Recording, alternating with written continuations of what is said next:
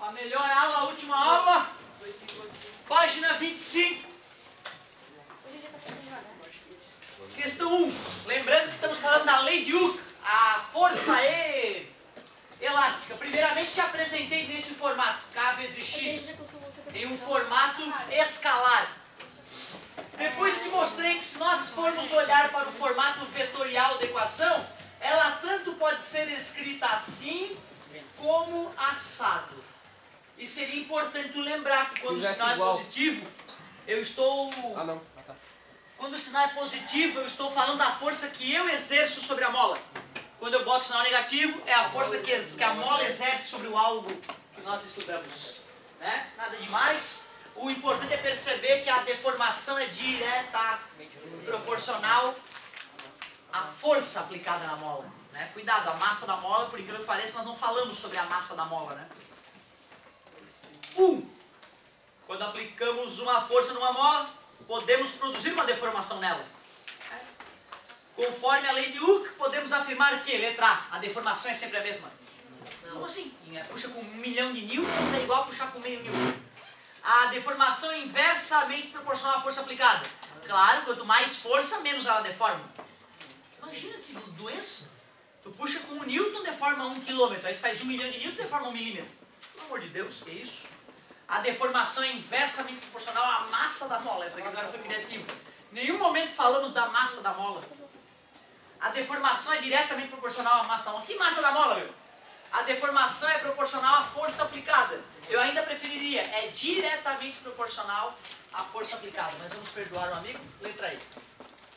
Estava light essa primeira. O professor de física distribui para seus alunos pedaços de elástico para que possam no laboratório da escola estudar o conceito de força elástica. Legal.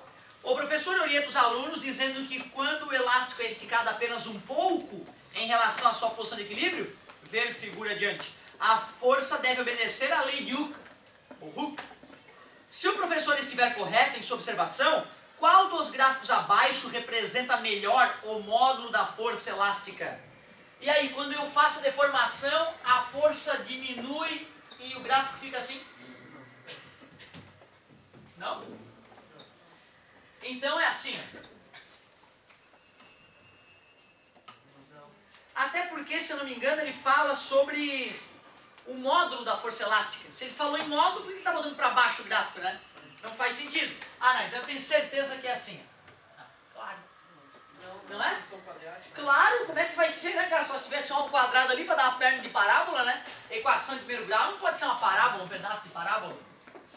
Então só resta isso, né? Ele tinha uma parábola. Tinha ainda, para aquele ali é campeão mundial. Aquele ali, tu imagina, ó, tu começa a esticar a mola, aí ela vai fazendo força, chega uma hora que ela se cansa, de tanto que tu esticou ela, ela começa a diminuir a força. Né? Não faz sentido também. Mas é bacana tu tentar pensar fisicamente no que isso seria, né? Pra tu ver que, meu Deus, não tem como acontecer aquilo. E ficamos com a letra D. Então tu vê, né? Era só o esboço desse gráfico de equação de primeiro grau. A matemática nos ajudaria, sem dúvida. Uma mola de constante elástica igual a 200 newtons por metro.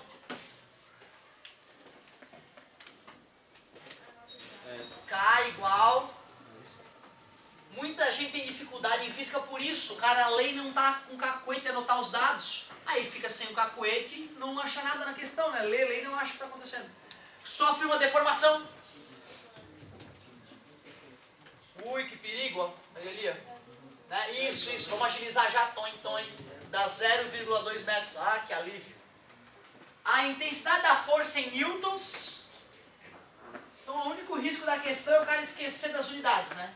Se o cara está ligado nas unidades, F igual a K vezes X, a ordem não importa, já que eu errei, tudo bem? 0,2 vezes 200, que na matemática profunda, 40. Letra D. O cara deveria ter colocado no gabarito 4.000 também, né? Para o aluno que esquecer de transformar, poder ter uma chance de errar, né? Porque se o cara esquece de transformar, ele vai ver, não, peraí, meu, podia estar do 40.000. Aí dá uma pensadinha e descobre o erro. Né? É legal nesse momento, mas para a prova eu não faria um ABCD desse, um ABCD deste. Eu no máximo tiraria o ABCD, certo? ABCDE. faria isso. Para molas que obedecem à lei de Hooke, ou Hooke para os mais íntimos, as deformações elásticas sofridas são diretamente proporcionais às forças aplicadas. Quando se aplica uma força, exatamente, parabéns pela ideia, resposta dá 1. Isso responde a 1. E no concursos e vestibulares isso acontece? Sim. Porque a gente quer saber qual é o aluno que não passa para o gabarito já direto. Ele primeiro faz a prova toda, para depois passar para o gabarito. O aluno que tem essa calma, ele percebe que a própria prova dá respostas para a prova. Isso tem em todos os vestibulares e concursos. Né? Então os agoniadinhos já são excluídos de cara da brincadeira, sem piedade. Quando se aplica uma força de 9 N sobre uma mola, ela se deforma 5 centímetros. E se a força aplicada fosse de 22,5, qual seria a deformação produzida? Se tu fez por regra de 3, eu até te respeito, cara, mas foi muito do fundamental. Não foi pra isso que eu tô te ensinando física, pra saber que tu sabe fazer regra de 3 tosca lá do fundamental. É claro, aí fica outro nível. Vamos fazer Ninja, Mutante e Power Plus. F igual a K vezes X. Como é que era a primeira situação? 9 newtons. Pode ser. Vamos fazer dos dois jeitos. Tá? Primeiro eu vou fazer sem transformar. 9 dividido para 5 é igual a K, logo o K ficou 1,8 o quê? Newton por centímetro. Não está no sistema internacional. O mais adequado seria fazer no sistema internacional. Agora que eu descobri a constante elástica da mola, ele me pergunta, e quando a força for 22,5, já que nós sabemos que o K é 1, vamos calcular o X dividindo ambos os lados por 1,8, X é igual às Ks elimina a vírgula, 225 dividido para 18, dá 1, sobra 4, abaixo 5, 2 dá 36, sobra 9, vírgula para baixar um 0, 5. Qual é a unidade desta resposta? Centímetro, porque eu não transformei, né? Se eu fosse fazer no sistema internacional, que é muito mais chique, ficaria 9 igual a K vezes 0,05. Já que o número de baixo diminuiu 100 vezes, o número de cima vai aumentar 100 vezes, 180 newtons por metro. Aí tu faz a fórmula de novo, F igual a K vezes X, o F é 22,5, o K é 180. Já que o número de baixo ficou 100 vezes maior, a resposta fica 100 vezes menor. 0,125 é ou não é a mesma resposta? É a mesma resposta, porque 0,125 metros, tu bota a vírgula 2 casas para a direita, né? Multiplica por 100, tonho, dá 12,5 centímetros. Legal. É possível, tu vê, ó, apesar, eu tento estimular o aluno para, na dúvida, fazer no sistema internacional. Certo? Mas, ó, o autor, doutor, ó, eu sou um merda, ele é doutor, ele respondeu em centímetro. Ou seja, não era o sério da questão. Na dúvida, sejam internacionais. Pronto, né? Fica mais bonito. Eu ficaria orgulhoso o aluno respondendo em metro. Muito bem. Questão 26, página 26, eu pedi a página 26? Yeah. Sim. Página 26, questão 5. Nas figuras aparecem corpos ligados a dinamômetros, calibrados em newtons. Então, o que mede um dinamômetro? A força. A força. Admitindo que os dinamômetros não têm massa, os atritos são desprezíveis e G igual a 10 metros por segundo quadrado, das leituras de cada dinamômetro, indicadas nas alternativas a seguir, a errada é... Olha que bonitinha essa questão. E aí, esse dinamômetro desta forma, ó, preso num objeto de 10 kg, está lendo 100 newtons, está correto? Sim. Deixa eu ver, diagrama de corpo livre, peso igual a tração, já que a resultante é 0, P igual a M vezes G, e 10 vezes 10 na matemática profunda, 100 está lendo 100 newtons, que é a tração verdadeira. Na letra B, ó, ele pega uma roldana fixa, passa uma cordinha, amarra um objeto de 10 kg e tem dinamômetros aqui. Esses dinamômetros estão lendo 50 newtons, faz sentido? Deixa eu ver. Diagrama de corpo livre, peso para baixo e duas trações para cima. 2T igual a... Então T igual a 100 sobre 2, que na matemática profunda honesto. Me parece bem honesto o item B. Item C. Uma mesa roldana nas extremidades, passa a cordinha, amarra o dinamômetro, bloquinho de 10 quilos e bloquinho de 10 quilos. O dinamômetro lê 200. Verdadeiro ou falso? Essa aí que é aquela para tirar o tampão, né, cara? Se tu faz o diagrama de corpo livre ali, tem o peso e tem a tração. Já que a resultante é 0, T igual a P. Então a leitura deve ser 100 newtons. Aí a galera se revolta, professor, e a outro? Tá, faz o estudo no outro, pô. Como é que fica o diagrama de corpo livre ali? Fica igual. Né? Tu vê, cara. Outra, se o cara amarra na parede, se o cara pega e amarra na parede, o aluno aceita que é 100.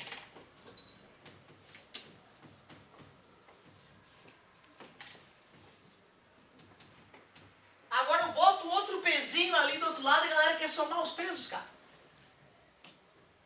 Tu concorda que para a corda dar no mesmo, ela ser amarrada na parede ou ela ser apoiada em outro bloco de 10 quilos? Né? Te coloca no lugar da corda. Por que tu acha que a corda faria mais força segurando os dois blocos? Como se o objeto no qual ela fosse amarrada não fosse ter que fazer uma força equivalente ao peso do objeto, né? Certo? Então toma cuidado. Eu sei que muitos de vocês ficam com o coração em frangalhos quando eu digo que está errado isso aqui, mas é o que a física nos mostra e que a experiência nos mostra. Na dúvida, né, cara, pega aquela balança do teu pai de pendurar peixe, né, na pescaria, o pai que pesca ele tem uma balancinha que pendura o peixe pela boca, né? Tu levanta o peixe e diz quantos quilos tem ali. Pega essa balança, finge que ela é um dinamômetro, faz na cozinha da tua casa uma experiência como essa. Tu vai ficar boquiaberto, mostrando que o que eu estou te falando é a mais pura verdade. Isto é errado, o dinamômetro deveria ler 100 newtons. Esta é a alternativa errada. Na humildade, vamos analisar a alternativa D também.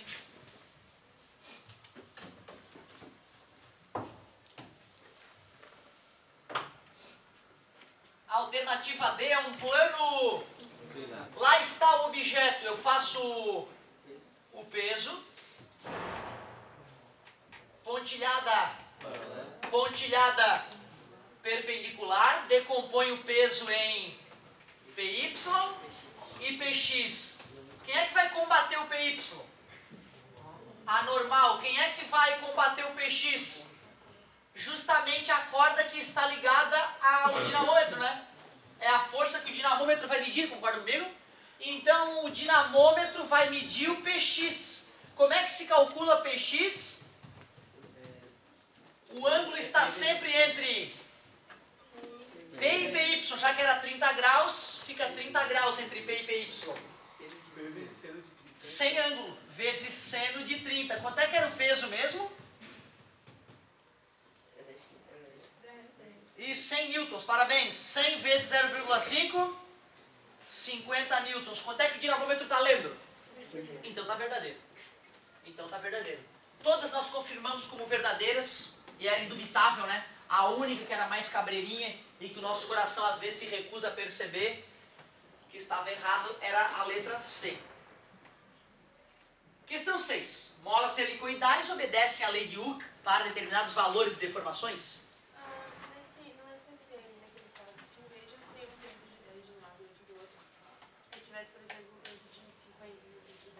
Eu teria que calcular a aceleração do sistema primeiro. Aí, após calcular a aceleração do sistema, tu vê, né? Isso é uma coisa que teoricamente vai acontecer depois. Mas eu não resisto. Desprezando os atritos, o peso do fio, tá? Isso aqui, digamos que era uma coisa pra gente fazer depois, mas só pra tu não achar que eu tô com má vontade, eu vou dar uma palhinha rápida aqui. Tu falou 10 e 50? Certo? Calcule a tração no fio, é outro nível a questão, tá? É lá nas alturas já.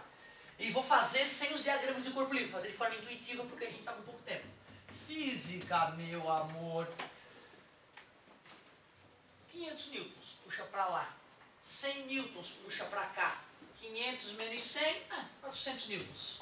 Que massa vai ser acelerada? 10 com 50, já que eu estou desprezando as outras massas. 60. Descobri a aceleração. Deu 40 sextos de metros por segundo ao quadrado. É 20 terços? Não acredito. Parece piada. Beleza? Tu quer o dinamômetro está ligado no fio. Ele vai medir a tração. Ele vai medir a tração no fio. Então vou fazer o diagrama de corpo livre ali. Certo? Então vai ter a tração que é maior que o peso desse cara. Concorda comigo? Beleza? Esse sujeito vai ter uma certa força resultante. Quem é a força resultante? É a tração menos o peso. Concorda comigo? Como é que se calcula a força resultante num sujeito que tem 10 kg? É massa vezes aceleração. A massa é 10, a aceleração é 6,666. Vai dar uma força resultante de 66,666 newtons. Já que a força resultante é 66,666 newtons, eu quero a tração, que é o que o dinamômetro lê, e o peso desse cara é 100, menos 100, passar para lá, mais 100. 100 mais 66,666, 166,666 newtons. Beleza? Tu viu que legal? Dá para calcular a tração mesmo quando os pesos são diferentes. E ele faz a mesma cálculo 50? A tração ali vai ser a mesma. Se eu fizer o cálculo 50, tem que dar o mesmo resultado. Seria uma contraprova. Beleza? Só que não se esqueça, como o 50 vai para baixo, a resultante dele é o peso menos a tração. Tudo bem? Tu vê, cara, numa das questões da prova eu coloquei uma aceleração aí que dava 0,033333.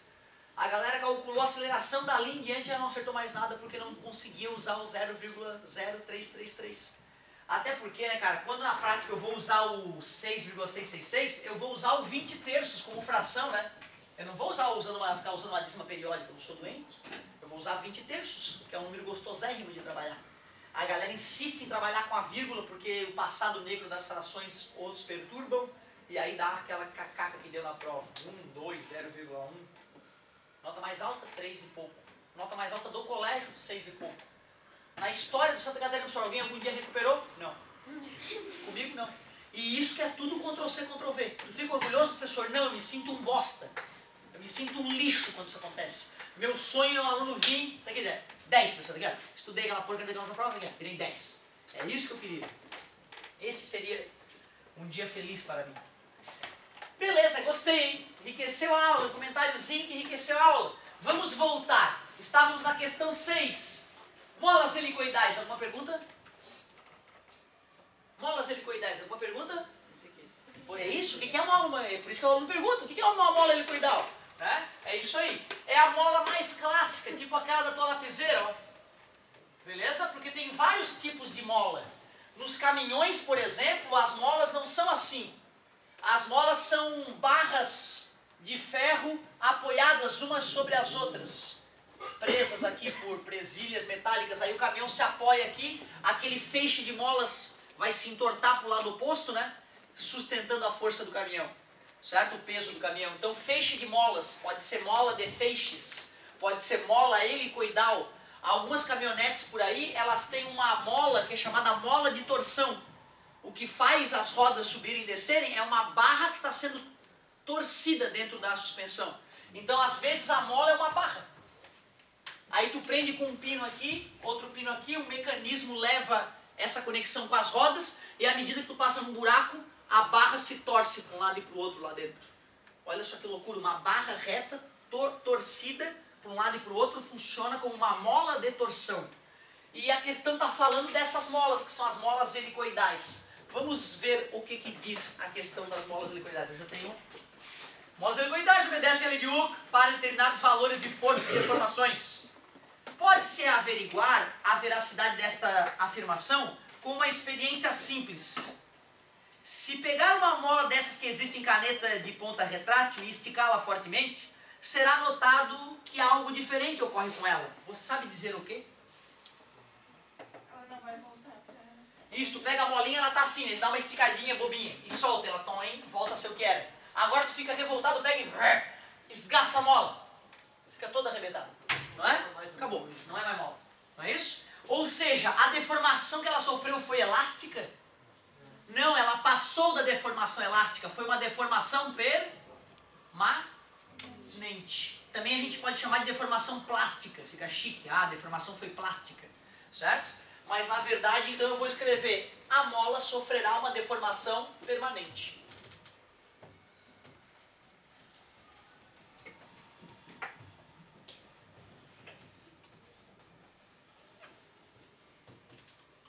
falei permanente na outra sala que eu vou escrever plástica. Essa palavra, quando eu comecei a aprender essa palavra nessa conotação, eu tive uma dificuldade de digerir, porque para mim plástico era o potinho lá de casa que era de plástico. Eu não sabia que no lexo, né, no dicionário, a palavra plástico significa moldável, que se deforma e não muda depois. Então o plástico tem esse nome porque ele é plástico. Ou seja, tu aquece o plástico, bota ele na forma que tu quer e ele fica. Concorda comigo? Por isso dá pra fazer um monte de coisas de plástico, porque ele é plástico. Tudo bem pra vocês? Certo? Assim a gente fica kids. Vocês me ensinaram uma palavra hoje, eu ensino uma pra vocês. Muito bem. Vamos que vamos. Já dividi o aprendizado de vocês com a primeiro A. Olha que legal, né, cara? A gente aprende todo santo dia, não importa quantos anos e quanto a gente tem estudado, e vai dividindo isso com as pessoas. É muito legal. Força de atrito. Ah! Quase, quase. Força de atrito. Uma discussão bonita aqui. Eu pedi para dar uma lida sobre isso? Uma lida rápida, que bom.